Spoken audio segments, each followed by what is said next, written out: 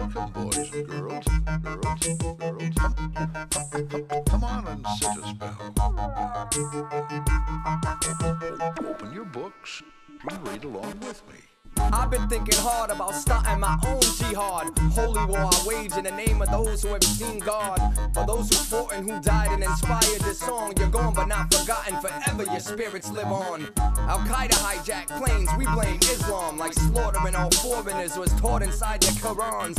And I'm no expert on everything there that goes on, but terror in the name of religion to me just seems wrong. Allah does not condone us killing little children or snatching aircrafts and then crashing them into buildings. I'm pretty sure they preach peace inside their teachings. Those are murderers, not martyrs. It's not what they believe in. So 19 of these freaks sneak through customs. They killed 3,000. Now we don't trust Muslims. And if these problems exist, let's discuss them. There's wars going on outside. It's not just one. Whether it's oil, who owns what soil, what your God's name is, do you remain loyal to who you pray to, whether Hova or Jesus, Allah, Buddha, whoever, hear what I say to you.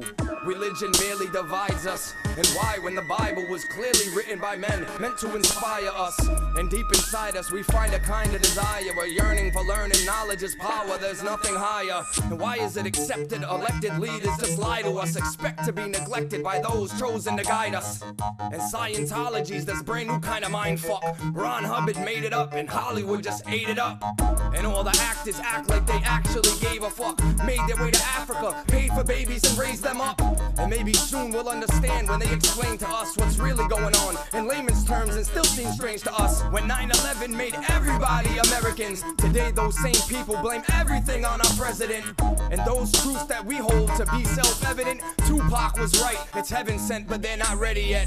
And until then, we have to keep trying. I got friends that work in hospitals they can't afford to die in. Sell your ass a truck that they don't make enough to drive in. They'll serve you in a restaurant they'll never get to dine in. And all the teachers make jack shit, and every day they're educating classes fully packed with your bad kids who pledge allegiance to a flag and they ad-lib. They say it every day, they still can't memorize that shit. Nowadays, who's to say who's making up the rules when the God in whom we're told to trust is not allowed in schools? The great separation of church and state debate is still taking place on nearly a daily basis. And yesterday's mistakes will now accept today's payments, but we expect to leave this debt for future generations. And what the fuck is up with tax cuts for the rich? I propose we give those extra O's to folks who don't have shit. And all this propaganda and the slander is madness. It's character assassinations aimed at the masses. We say we want our prez to be this old regular guy, but then we lose our minds, we find he's cheating on his wife. And please don't get me started on the bipartisan politics. We're supposed to be United States, and that should end all arguments. And pardon me, my people, if I'm pointing out these problems, but if this is public knowledge, then it all should be quite obvious. These scriptures that I pen, and this one's meant for you. So if offended, please remember not to shoot the messenger. These lessons and the views that I express for you are mine alone, but I should hope to educate the rest of you.